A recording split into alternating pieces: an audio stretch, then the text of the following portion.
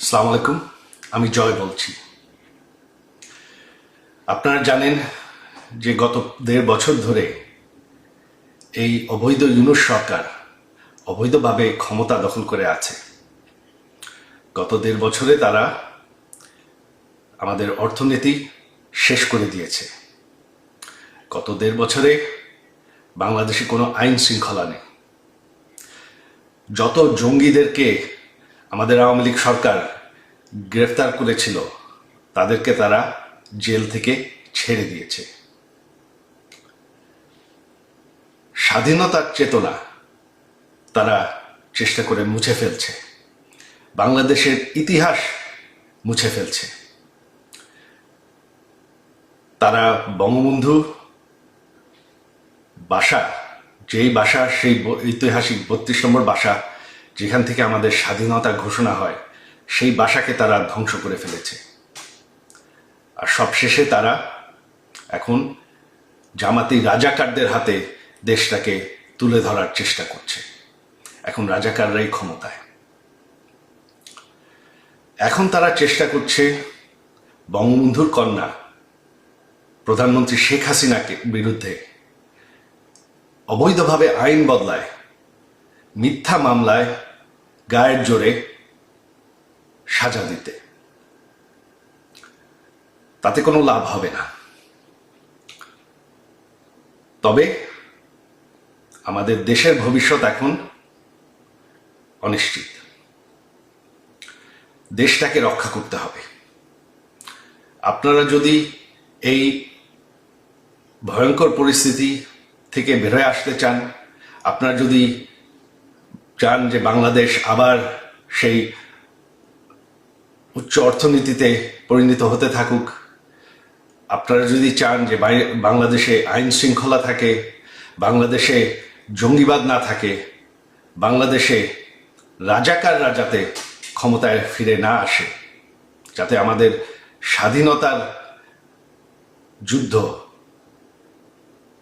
সেটা যাতে মুছে না ফেলা হয়, তাহলে আপনাদের এখন দাঁড়াতে হবে। আপনারা জানেন ১৩ই তারিখ, আগামী পরশুদিন আমরা ডেকেছি ঢাকা অবরোধ। ঢাকা অবরোধকে আপনাদের সফল করতে হবে। আমার অনুরোধ আপনাদের প্রতি যে আপনারা কেউ, এরা গায়ের জোরে চেষ্টা করছে, তবে আপনারা কেউ কাজে যাবেন না। ছাত্রছাত্রীরা স্কুল কলেজে ক্লাসে যাবেন না। দোকানপাট, বাস, রিক্সা সব বন্ধ রাখবেন। এরা গায়ের জোরে চেষ্টা করছে দমন করতে, তবে ভয় পাওয়ার কিছু নাই। আপনারা যদি বাসায় থাকেন, এরা আপনাদের কিচ্ছু করতে পারবে না। দেশটাকে বাঁচানোর জন্য এটাই এখন পথ। আপনারা যদি না চান যে রাজাকারদের হাতে দেশ চলে যাক, বাংলাদেশের ইতিহাস মুছে ফেলা হোক, বাংলাদেশ, যেই বাংলাদেশ আমরা ভালোবাসি, সেটা শেষ হয়ে যাক, তাহলে এখনই সময়। এই অবৈধ সরকারের আর বেশি সময় নাই, এদেরকে ভয় পাওয়ার কিছু নাই। আর আমার শেষ অনুরোধ আইন শৃঙ্খলা বাহিনীদের পক্ষে যে এই সরকারটি অবৈধ, সম্পূর্ণভাবে অবৈধ। তারা, এই সন্ত্রাসীরা পুলিশকে হত্যা করেছে, আইন শৃঙ্খলা বাহিনীকে হত্যা করেছে, আপনাদের ভাইদেরকে হত্যা করেছে। তাদের কোনো বিচার করতে দেয়নি। আপনারা আমাদের নেতাকর্মীদের নির্যাতন করবেন না। এই সরকারকে আমরা সরাবো। এই সরকার আর বেশি দিন টিকবে না। বাংলাদেশকে আবার সেই রাজাকারদের হাত থেকে আমরা অবশ্যই রক্ষা করব। ৭১-এর আন্দোলন আমরা যুদ্ধ করে জিতেছি। এই আন্দোলনও আমরা সফল হব। আপনাদের সবাই সহযোগিতা চাই। আমাদের এক হয়ে দাঁড়াতে হবে বাংলাদেশকে বাঁচানোর জন্য। জয় বাংলা। ঢাকা শহরে কি চলছে আজ সারাদিন? মানে গতকাল সারাদিন সারা রাত এবং আজকে যে মুহূর্তে আপনার ভিডিও পাবেন তখনও হয়তো দেখতে পাবেন অনেক কিছুই ঘটছে। শুধু আসলে এটা ঢাকা শহর নয়, সারা বাংলাদেশে কি ঘটছে আসলে এটা নিয়ে আমরা সবাই পেপার পত্রিকা এবং টিভি নিউজও দেখছি। আপনার গতকাল সারাদিনে 3টা না 4টা জানি বাসে আগুন লাগিয়েছে। আপনার ওই মৎস্য ও প্রাণী সম্পদ মন্ত্রণালয়ের উপদেষ্টা ফরিদা পারভিন ম্যাডামের এনজিওর অফিসেও নাকি কি একটা ককটেল নাকি ফেটেছে। আবার দেখলাম যে ইনুস কাকার গ্রামীণ ব্যাংকের সামনে নাকি একটা ককটেল ফেটেছে। আবার দেখলাম এনসিপির অফিসের সামনে যেও একটা ককটেল না বকটেল ফেটেছে বলে। আবার দেখলাম একজন যায় খালি হাতে কোনো কিছু ছাড়া উইদাউট এনি প্রোটেকশন একটা বকটেল হাতে তুলছে, এবং সেটা আসলে ককটেল না বকটেল নাকি এটা উপরালাই জানে, আমি জানি না, আমরা আসলে নামও জানি না, এগুলো চিনিও না, আমি জীবনও দেখিনি এইসব কি জিনিস। বলে যে এইভাবে ফুটতেছে, তারপরে গাড়ি জ্বলতেছে, মিছিল হচ্ছে। এরপরে শুনতেছি ঢাকা শহরে নাকি আজকে প্রায় 30%-এর উপরে গাড়ি ঘোড়াই কমে গেছে।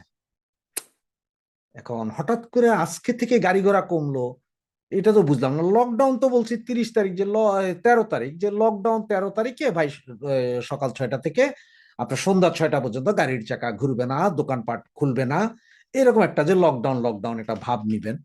হঠাৎ আজকে থেকে কেন কমতেছে এটা বুঝলাম না। আর এখন বিভিন্ন জন ইনিয়ে বিনিয়ে বলার চেষ্টা করতেছে যে এগুলা সব পতিত স্বৈরাচারী সরকার, ফ্যাসিস্ট সরকার, শেখ হাসিনার দল, এই ছাত্রলীগ আওয়ামী লীগ এসব গাড়ি ঘোড়াতে আগুন জ্বালাচ্ছে, ওইখানে বোমা ফাটাচ্ছে, এগুলো সব বিএনপি জামাত এরা বলার চেষ্টা করতেছে। কিন্তু আসলে আমার মাথায় ঢুকে না যে বাংলাদেশ আওয়ামী লীগ তো নাই সারা বাংলাদেশে, তাহলে এগুলো করবে কে? আমার মনে হয় কি জানেন, এগুলো সব এনএসআই ডিজিএফআই এরাই করতেছে। কইরা এরা নিজেরা করতেছে, কইরা ধরেন আমাদের উপর দোষ চাপাচ্ছে। তো দেখেন ভাই, আমরা হচ্ছে যে আওয়ামী লীগ একটা গঠনতান্ত্রিক দল, সুস্থ দল, এবং তারা মানুষের উপকারে আসে, সবসময় নিয়মতান্ত্রিক আন্দোলন করে। এসব জ্বালাও পোড়াও ভাই সেই 17 বছর ধরে তো বিএনপি জামাতি করছিল জ্বালাও পোড়াও, এখনো তারাই করতেছে, কারণ এনএসআই ডিজিএফআই এর ভিতর তো সব তাদের লোক, জামাতি লোক, তারাই হয়তো করতেছে, কইরা আমাদের উপর দোষ চাপাচ্ছে। তবে দেখেন আমি কিন্তু এখন পর্যন্ত বলি নাই যে ওইখানের গাড়ি এইখানের গাড়ি, ওখানে বোমা এখানে বোমা, এগুলা ছাত্রলীগ আওয়ামী লীগ বা আমরা করছি, এটা আমি বলি নাই। তবে লোকে বলে, হ্যাঁ ভাই, লোকে বললে আমি কি করবো বলেন আপনি? লোকে বলে আমরা নাকি করছি, এখন আমি বুঝি না। আর আমাদের পোলাপানের মধ্যে তো অত সাহসও নাই আসলে যে ধাম করে একটা গাড়ি জ্বালাই দিলাম, এই সাহস কি আমাদের আছে এখন? আর নাই। এটা এমনি ডাক দিলেও এখন 2-4 জন পাওয়া যায় না, আমরা করতে গিয়ে এখন হয়তো দেখা যাবে যে কালকে হয়তো দেখা যাবে যে সারা দিনে হয়তো 50টা ব্যাংকের বুথ কে বা কাহারা ভাঙিয়া দিছে রাইতে দিনে মিল্লা। ওই যে একজন একজন দাঁড়ায় থাকে সেগুলার একটু ধাওয়া দিছে, হেরা ভেঙে গেছে, এরপরে বুথ ভাঙিয়া দিছে। এই বুথের বুথ তো ভাঙা তো এটা ইয়ের কি বলে পাকা বুথ, হয়তো সামনের যে গ্লাসটারে কেউ 2টা পাটকেল মেরা ভাঙিয়া দিছে, ভিতরে যে টেকার মেশিন সেটাতে হয়তো কেউ একটা দাও দিয়া কোপ দিছে। এগুলো কি বলবে, বলে যেগুলো সব আওয়ামী লীগ করে। কি রে ভাই, যাই করে দুনিয়াতে এখন সব আওয়ামী লীগ। তার মানে এখন ইউনুস কাকার যদি ধরেন আজকে যদি ডায়রিয়া হয়ে যায়, সেটাও কি বলবে, আওয়ামী লীগ। ওই যে ফরিদা ম্যাডামের ঘরের চাউল নাই, সেটাও আওয়ামী লীগ। ঘরের বউ বাচ্চা ঝগড়া, সেটাও আওয়ামী লীগ। সব কিছুতে এরা আওয়ামী লীগ দেখে। সুতরাং এখানে আমার আসলে কি বলবো এদেরকে, বলার ভাষা খুঁজে পাই না। তবে দেখেন আজকে 10 তারিখ নূর হোসেন দিবস ছিল, গতকাল নূর হোসেন দিবস ছিল 10 তারিখ, আজকে 11 তারিখ, সামনে 12 তারিখ, এরপরে 13 তারিখ, এর ভিতরে আরো কত কি হয়। যেমন ধরেন আজকে এই যে আপনারা যখন আমার এই ভিডিওটা দেখছেন, এই সময় দেখবেন যে জামাত বলছে যে ইসলামিক আরো শক্তি নিয়ে আজকে ঢাকা শহরে তারা মহা সমাবেশের মতো করবে, শক্তি প্রদর্শন করবে। এইসব শক্তি প্রদর্শন করতে যায় হয়তো তারা আবার বাটার দোকান ভাঙবে, কোনো মার্কেটের মধ্যে হয়তো 2টা ইট মাইরা দিবে, কোথাও হয়তো 2টা টায়ার জ্বালাইয়া দিবে। এগুলা কইরা তারা চাইবে যে তাদের নির্বাচন যাতে পিছায় যায়, এইসব গন্ডগোল করে, যে দেশের ভিতরে গন্ডগোল অস্থিতিশীল অবস্থা, আপনারা কেউ নির্বাচনের কথা বলেন না, এগুলো তারা বলবে। তারা বইলে কি বলবে, সব সব আওয়ামী লীগ ভাই। এখন দেখেন আজকে এই যে বিকাল বেলা কানাডা, কানাডার এম্বাসি থেকে একটা সতর্ক বার্তা জারি করছে কানাডার নাগরিকদের জন্য, যারা বাংলাদেশে বর্তমানে আছে বা যারা আগামী 2-4-10 দিন বা 1 সপ্তাহের ভিতরে বা 1 মাসের ভিতরে বাংলাদেশে আসবেন তাদেরকে হলুদ সতর্কবার্তা। মানে এখানে কিন্তু 3 রকম সতর্কবার্তা হয়।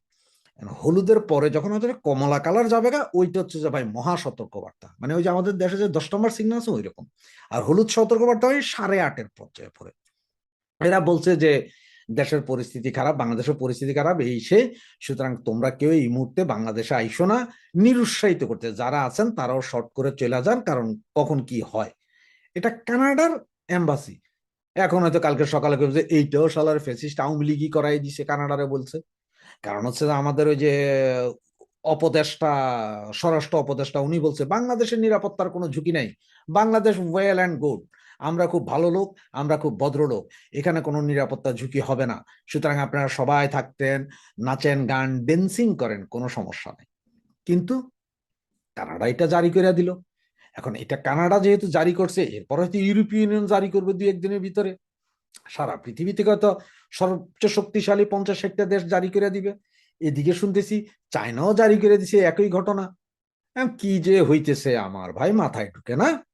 এখন আমার কথা হচ্ছে যে এইভাবে কারা গাড়ি চালাইতেছে, কারাই ধরেন এই কি বলে আপনার টায়ার জ্বালাইতেছে, আর কারা ওই যে কি জানি লাল একটা ট্যাপ দিয়া পেঁচাইয়া পেঁচাইয়া দেখলাম ওই যে একজন উঠাইতেছিল, এগুলা কারা ফালাইতেছে এগুলো কিন্তু আমি জানি না। কিন্তু এই জামাত বিএনপি বা এই ইন্টিরিম গভর্নমেন্ট বলতে সব নাকি আওয়ামী লীগ। আরে ভাই, আমরা করলে তো আমরা বলবো যে আমরা করতেছি, আমরা তো বলি না যে আমরা করতেছি। তাহলে ইন্টিরিম তুমি খালি আমাদের উপর দোষ চাপো।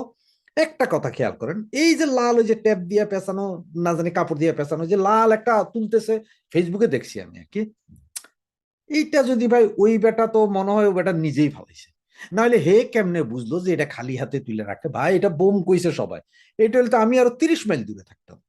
আর এবারে বোম ডিসপোজাল ইউনিট যেগুলো আছে সেগুলো দেখি বিভিন্ন ধরনের পোশাক মোশাক আইনা অনেক দূরের থেকে এটা কাডি দিয়া ধইরা বালুর ভিতরে ফালায় বা পানির ভিতরে ফালায়। আর এবার থেকে ভাই হাত দিয়া ধইরা বালতিতে রাখা, আবার বালতির ভিতরে হাতও লাগে।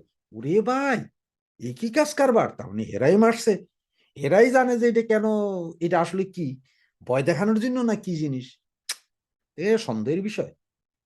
চিন্তা করেন, এই যে আজকে এই জন্য বললাম যে আজকে সারাদিনে ঢাকার শহরে 4টা নাকি গাড়ি জ্বালাইছে, তারপর আরো কি কি করছে।